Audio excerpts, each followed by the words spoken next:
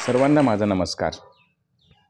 चला इंग्रजी बोलायला शिकूया या मोहिमेमधला आजचा 5वा दिवस। सर्व ऑडियन्सना मी पुन्हा एकदा माझ्या या व्हिडिओमध्ये मनपूर्वक त्यांचं मी हार्दिक स्वागत करतो आणि त्यांचे मी आभारसुद्धा मानतो। मित्रांनो, तुमच्या सहकार्याने माझे सबस्क्रायबर्स दिवसेंदिवस वाढत आहेत आणि याच एका प्रेरणेने मी रोज माझे एक व्हिडिओ या माझ्या यूट्यूब चॅनलवरती अपलोड करत आहे। त्याचबरोबर मी माझे व्हिडिओ माझ्या इंस्टाग्रामवरती सुद्धा अपलोड करत आहे आणि फेसबुकवरती सुद्धा। तर मित्रांनो, आपण चला इंग्रजी बोलायला शिकूया या मोहिमेमधला आजचा 5वा दिवस। आजच्या 5व्या दिवसामध्ये पहिल्या पूर्वार्धामध्ये आपण 5 नवीन शब्द बघणार आहोत आणि त्यांना पाठसुद्धा करणार आहोत आणि त्यानंतर आजच्याच सेशनच्या उत्तरार्धामध्ये आपण 5 नवीन वाक्य बघणार आहोत। ज्यांनी कोणी माझं यूट्यूब चॅनल सबस्क्राईब केलं नसेल त्यांनी अवश्य सबस्क्राईब करा, मला इंस्टाग्रामवरती फॉलो करा आणि अशाच नवीन नवीन एज्युकेशनल व्हिडिओचा तुम्ही सर्वांनी लाभ घ्यावा। चला तर मित्रांनो, आपण बघूया आजचे नवीन 5 शब्द। मित्रांनो, पुन्हा एकदा मी तुमचं स्वागत करतो।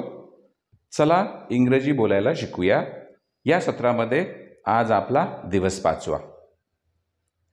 या तासाच्या पूर्वार्धामध्ये आपण पहिल्यांदा 5 नवीन शब्द बघणार आहोत आणि त्यानंतर 5 नवीन वाक्य आपण उत्तरार्धामध्ये बघणार आहोत। बोर्डावरती तुम्ही बघू शकता 5 शब्द, एकूण 5 शब्द मी दिलेले आहेत। या शब्दांचा इथं अर्थ सुद्धा दिलेला आहे आणि त्याचबरोबर त्याचं उच्चारण सुद्धा दिलेलं आहे। आजचा पहिला शब्द आहे लेग। त्याचे स्पेलिंग असेल LEG, त्याचं उच्चारण असेल लेग। त्याला आपण पाय म्हणतो किंवा तंगड सुद्धा म्हणतो। हा भाग कुठला असेल? आपल्या कमरेपासून ते खाली इथं पायाच्या बोटांपर्यंतचा जो भाग असतो त्याला आपण तंगड किंवा लेग असं म्हणतो। त्यानंतर पुढचा शब्द आहे फोरहेड। त्याचं स्पेलिंग आहे FOREHEAD, फोरहेड असं उच्चारण असेल आणि त्याचा अर्थ आहे कपाळ। हा जो भाग आहे या भागाला आपण फोरहेड किंवा मराठीमध्ये त्याला कपाळ म्हणतो। आजचा तिसरा शब्द आहे चिन। स्पेलिंग असेल CHIN आणि उच्चारण असेल चिन आणि याला आपण मराठीमध्ये म्हणतो हनुवटी। हा जो भाग दिसतो या भागाला आपण चिन असं म्हणतो। त्यानंतर चौथा शब्द आहे एल्बो। त्याची स्पेलिंग आहे ELBOW, उच्चारण आहे एल्बो आणि त्याचा अर्थ होतो हाताचा कोपरा। हा जो भाग आहे हाताचा कोपर किंवा हाताचा कोपरा याला आपण म्हणतो। त्यानंतर आजचा शेवटचा शब्द आहे स्टमक। त्याची स्पेलिंग आहे STOMACH, स्टमक म्हणजे पोट। हा जो भाग आहे याला आपण स्टमक म्हणतो। तर अशा प्रकारे आज आपण 5 शब्द बघितलेले आहेत आणि याच्यानंतर पुढच्या उत्तरार्धामध्ये आपण बघणार आहोत 5 नवीन वाक्य। सर्वांना माझी पुन्हा एकदा विनंती असेल, आपण ही शब्द वहीमध्ये लिहून काढायची आहेत आणि रोज या शब्दांचं पाठांतर करायचं आहे आणि आपल्याला हे शब्द बरोबर येतात का हे आपल्या घरचे जे सदस्य आहेत, आपली मुलगी असेल, आपला मुलगा असेल, आपले पती असतील, आपली पत्नी असेल, आपला भाऊ असेल, आपली बहीण असतील किंवा आपला मित्र असेल, त्यांना हे शब्द म्हणून दाखवायचे आहेत आणि त्याचबरोबर आपली शब्द बरोबर आहेत की नाही हे त्यांच्याकडून चेक करून घ्यायचं आहे। मित्रांनो, ही आहेत आजची 5 वाक्ये। चला इंग्रजी बोलायला शिकूया या मोहिमेअंतर्गत आपण रोज 5 नवीन शब्द बघतो आणि त्याचबरोबर 5 नवीन वाक्य बघतो। या तासाच्या उत्तरार्धामध्ये ही 5 वाक्य आपण बघणार आहोत। इथं 5 वाक्ये आपण मराठीमध्ये लिहिलेले आहेत आणि त्याचंच रूपांतर किंवा ट्रान्सलेशन आपण इंग्लिशमध्ये केलेलं आहे आणि ही दैनंदिन जीवनामध्ये आपल्या रोजच्या जीवनामध्ये उपयोगी येणारे साधे आणि सोपे वाक्य आहेत। चला बघूया आजचा पहिलं वाक्य। तू माझ्यासोबत येत आहेस का? बऱ्याचदा आपण आपल्या घरी आपल्या मुलाबाळांना किंवा आपल्या भावंडांना किंवा आपल्या मित्रांना असे प्रश्न विचारतो, तू माझ्यासोबत येत आहेस का? तर त्याला आपण इंग्रजीमध्ये कसं बोलणार? Are you coming with me? त्याला आपण असं बोलूया, are you coming with me? त्यानंतर दुसरं वाक्य आहे, तुम्ही आज काय करत आहात?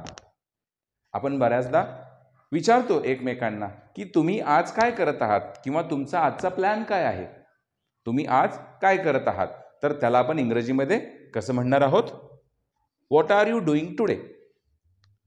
What are you doing today? त्यानंतर आजचा तिसरा शब्द आहे, मी माझं काम पूर्ण केलं आहे. आपण बऱ्याचदा टीममध्ये काम करतो, बऱ्याचदा आपण दोघं तिघं मिळून काम करतो आणि त्यावेळेस आपण म्हणतो की मी माझं काम पूर्ण केलेलं आहे. मी माझं काम पूर्ण केलं आहे. यासाठी आपण इंग्रजीचा पर्यायी वाक्य असं असेल, I have completed my work. त्यानंतर आजचा चौथं वाक्य आहे, मी दमले आहे. मित्रांनो, बऱ्याचदा आपली आई, आपले वडील, आपली बहीण, आपले भाऊ, आपले आजी आजोबा हे सर्वजण दिवसभराचं काम करून संध्याकाळी ते थकलेले असतात आणि आपण त्यांना खेळाचा आग्रह करतो. त्यावेळेस ते हे वाक्य वापरताना आपण ऐकतो, मी दमले आहे.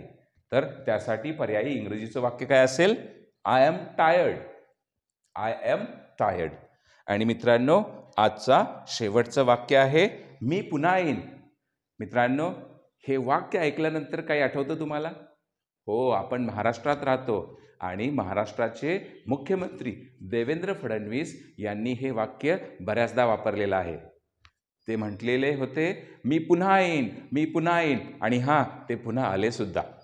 जोक अपार्ट, याच्यामध्ये थोडासा आपण जोक घेतलेला आहे, पण महत्त्वाची बाब काय आहे? मी पुन्हा येईन. मी पुन्हा येईन या शब्दासाठी या वाक्यासाठी पर्यायी इंग्लिशचं वाक्य असेल, आय विल कम अगेन. तर मित्रांनो, ही आजची 5 वाक्य आहेत आणि मी तुम्हा सर्वांना विनंती करतो की ही 5 वाक्य तुम्ही वहीमध्ये लिहून काढा आणि त्यांना पाठ करा. तुमचे मित्र असतील, तुमची मैत्रीण असेल, तुमची आई असतील, वडील असतील, तुमची मुलं असतील, त्यांना ती वाक्य म्हणून दाखवा आणि जेणेकरून तुमचं कॉन्फिडन्स दिवसेंदिवस वाढत जाईल आणि इंग्रजी बोलण्यामध्ये तुम्ही एक दिवस परफेक्ट व्हाल.